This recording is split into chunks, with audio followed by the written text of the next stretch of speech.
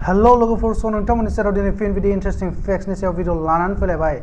सचिन तेंदुलकरआ सानसे पाकिस्तान क्रिकेट टीमनि जानानै फिल्डिं खालामदोंमोननो। बिदि माबोरै जाथाव नङा होमब्ला लोगोफोर नोंथांमोननियाव साननाय फैदों आंनावबो साननाय फैदोंमोन। माबायदि पाकिस्तान टीमनि जानानै इन्डियानि सासे प्लेयारा फिल्डिं खालामजायो। स' बेबायदिनो जानो हाथावि जाथायफोरा जानानै थांनाय बेबायदि नंगुबै खोथाफोरखौ आं नोंथांमोननो दिनै भिडिअ खिन्थागोन। आरो दिनै भिडिअखौ जागायनायनि सिगां नोंथांमोना प्लिज मोनसे खावलायनाय दासिमबो जुदि चेनेलखौ साबस्क्राइब खालामाखैबा अन्नानै साबस्क्राइब खालामनानै ला आरो बे लोगोफोर जोंना फ्रि नोंथांमोना जास्ट बेखौ क्लिक खालामनानै होनांगौ साबस्क्राइब बाटनखौ आरो बे नोंथांमोननि मोनसे क्लिकजोंनो आं गोबां थुलुंगानाय मोनो आरो आं नोंथांमोननि सेराव भिडिअ लाबोनो थाखाय आं गोबां थुलुंगानाय मोनो। स' नोंथांमोननि अननायजों आं दिनै कन्टिनिउवासलि भिडिअस लानानै फैबाय थायो माने सानसेबो गेप थायालासिनो नोंथांमोननि सेराव बिदि इन्टारेस्टिं फेक्ट्सनि सायाव। स' बेखिनिखौनो बुंनानै दिनैनि भिडिअखौ जागायनोसै लोगोफोर। Fact number 5।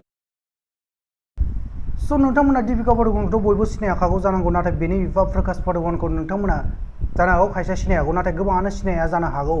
आरो बेनि बिफाया सासे सरासनस्रा बा नर्मेल पार्सन नङामोन आरो बियो फिल्म इन्डास्ट्रिनिफ्रायबो नङामोन, बियो सासे स्पर्ट्स पार्सनमोन आरो बिथाङा इन्डियानि बेडमिन्टन प्लेयारमोन जाय वर्ल्डनि माने बुहुमनि नाम्बार 1 बेडमिन्टन प्लेयार जानो हादोंमोन। आरो बेनि मोनसे मिन्थिनो गोनां खोथाया जाहैबाय बिथाङा 1980 मायथाइयाव स्विडिश अपेन टुर्नामेन्टआव गेलेबाय थानाय समाव सासे बे गावनि आइडलजों बेनि मेट्सआ जादोंमोन। जेरै जोंना आइडल थायोना, जों उन्दैयाव जेनेबा तेंदुलकार बादि गेलेगोन, धोनि बायदि जागोन बिदि। स' बेनि आइडलजोंनो बेना मेट्स जादोंमोन आरो बे मेट्सआव बे आइडलखौ बे 15-0 पइन्ट्सआव फेजेननो हासिगौमोन, नाथाय बेनि आइडल ना जायखौनो बे फल' खालामबोदों उन्दैनिफ्रायनो। स' बे मोनसे पइन्ट्स ओरैनो हगारनानै होदोंमोन बेनि थाखाय। स' मोनसे इन्टारभिउआव बे बुंदों बिथाङा प्रकाश पादुकनआ कि बेयो बेखौ 15-0 फेजेननो हागौमोन गोसोबा होननानै, नाथाय बेनि आइडलखाय रेसपेक्ट हिसाबै बेनो 1 पइन्टखौ होयो आरो 15-1 आव बेखौ फेजेनो। Fact number 4। नोंथांमोनाबो बुङो जानांगौ आरो मा बुंलायनांगौ, जोंना खोनाखायो नङा होमबा लोगोफोर, इन्डियायाव जोंना फुटबला एथ' फेमास नङा, फुटबलाव इन्डिया बारा गेलेनो रोङा बिदि होननाय माने जोंना सोलिबायानो थायो। नाथाय नोंथांमोना मिन्थिगौना इन्डियाया गोबां रेकर्ड फुटबलाव बानायनानै दोनबोदों। स' बेनिनो मोनसे रेकर्ड आं नोंथांमोननो बेयाव खिन्थानोसै। स' बुहुमनि फुटबल मेट्सफोरनि बयनिख्रुइबो माने फास्टेस्ट गल सिगांसिन गल सोनो हानाय खमसिन टाइमावनो बे रेकर्डखौ इन्डियायानो लानानै दं। बे 1999 मायथाइयाव भुटानजों गेलेनायाव 11 सेकेन्ड खेला जागायनायनिफ्राय मात्र 11 सेकेन्डनि गेजेरावनो मोनसे गल सोनानै बे रेकर्डखौ इन्डिया गावनि मुं खालामदों। आरो बे प्लेयार जाय गल सोदोंमोन 11 सेकेन्डआवनो, बे प्लेयारनि मुङा जाहैबाय GWJWNTHWN। Fact number 3। स' लोगोफोर सानसे मा जादोंमोन माने टेस्ट सिरिज जागायनायनि सिगां मोनसे मेट्स गेलेदोंमोन इन्डिया आरो पाकिस्ताना 1987 मायथाइयाव। आरो बे समाव इमरान खान, नोंथांमोना नामखौ खोनाखाबाय जानांगौ, इमरान खान जाय पाकिस्ताननि प्राइम मिनिस्टार। स' बिथाङा बे समाव बे पाकिस्तान टीमनि केप्टेनमोन आरो बिथांमोननि टीमा सासे प्लेयारनि माने खम जादोंमोन, माने इन्जुर जानानै बायजोआव थांनो गोनां जादोंमोन सासे प्लेयारनि खम जादोंमोन, गोनांथि जादोंमोन। स' बे समाव सचिन तेंदुलकरआ पाकिस्ताननि जानानै फिल्डिं खालामना होदोंमोन आरो बिथाङा बे समाव मात्र 13 बोसोराव लोगोफोर, मात्र 13 बोसोर बैसोनिमोन। Fact number 2। स' नोंथांमोना सिनायगौ दा सुनील गावस्करआ सोर। जायफोरा क्रिकेट नायोब्ला क्रिकेट स्पर्ट्सजों रिलेटेड बिसोरथ' सिनाय जानांगौ, नाथाय गोबाङानो सिनायाबो जानो हागौ मानोखि बेयो सासे वर्ल्ड टाइम गोदोनि समनि क्रिकेट प्लेयारमोन। दानि क्रिकेट प्लेयारखौथ' गोबाङानो माने फ्राय सिनायाजोबो। स' बे सुनील गावस्करआ सासे क्रिकेट प्लेयारमोन, नाथाय बियो 1992-93 मायथाइयाव हिन्दु मुस्लिमनि दावराव जाय माने जोंनि हादर गंसेयावनो जादोंमोन हिन्दु मुस्लिम दावराव, बे समाव बियो मोनसे फेमिलिखौ सेभ खालामदोंमोन। स' बे जाथाया माबायदि जादोंमोन आं नोंथांमोननो खिन्थागासिनो।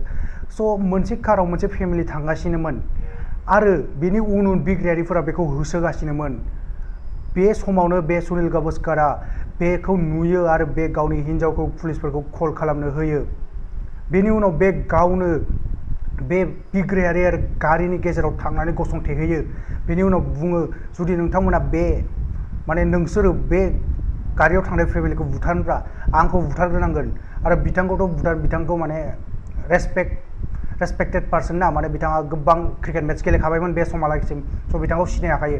स' बिथांनि खोथाखौ मानिनानै बिग्रायारिफोराबो गिदिंनानै थांफिनो आरो बे फेमिलियाबो मोजां मोजां बारग'लांनो हायो। स' नोंथांमोना बेखौ जोबोद गोरलै खोथा मोनदों जानांगौ खोनानानै, नाथाय बे गोरलै खोथा नङा लोगोफोर। सोर बिदि सेलिब्रिटिया गावनि जिउखौ माने बे समावथ' जेबो बुंनो हाया, हादराव इमान गरम माने दावराव दावसि जागासिनो, बे समाव रावबो जेबो बुंनो हाया। बे समाव नों गावनि लाइफखौ माने बिदि दोननानै गावनि लाइफखौ जिउखौ जेबो सानालासिनो बिदि गेजेराव गसंथेहैनाया जेबो माने गोरलै खामानि नङा लोगोफोर। सासे सेलिब्रिटि जानायनि उनाव नों सानगोन आं आजादि सान्तियै थागोन, बिदि होननासो नोंनाव माने गोबां सेलिब्रिटिफोरा बिदि सानो, रावबो बिदि ओंखारबोआ। स' बे मोनसे जोबोद मोजां जाथाय, सेल्युट टु हिम माने सुनील गावस्कर बिथांनिसिम। Fact number 1। स' लोगोफोर कपिल देब बेखौथ' नोंथांमोना माने बिथांखौ नोंथांमोना सिनाय हायै जाखानांगौ, नङाबा सिनायाब्लाबो नामखौथ' खेबसेबाबो खोनाबाय जानांगौ। जोंनि भारत हादरनि गिबिसिन केप्टेन जाय क्रिकेट वर्ल्ड कापखौ देरहादोंमोन 1983 मायथाइयाव। बिथांनि फिल्म मोनसे फैगासिनो जायखौ रणवीर सिंहआ माने कास्ट खालामदों। रणवीर सिंहआ बे फिल्माव एक्टर हिसाबै खामानि मावदों।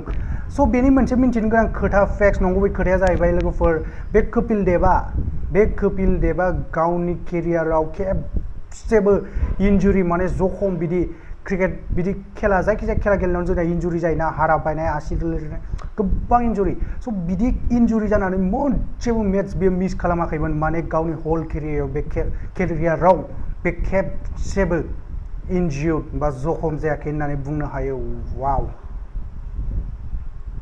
स' लोगोफोर दिनै भिडिअखौ बेखिनियावनो दोनथ'नोसै आरो नोंथांमोना जुदि भिडिअखौ मोजां मोनदोंब्ला प्लिज अननानै लाइक खालाम, साबस्क्राइब खालाम आरो हायोब्ला शेयार खालामनानै हो। आं नोंथांमोननि सेराव दैलि बिदि इन्टारेस्टिं फेक्ट्सनि सायाव भिडिअ लानानै फैबाय थायो। स' गाबोन आं नोंथांमोननि सेराव मोनसे फिन बिदि इन्टारेस्टिं फेक्ट्सनि सायाव भिडिअ लानानै फैफिनगोन। टिल देन टाटा बाय बाय, जै बर' हारिनि।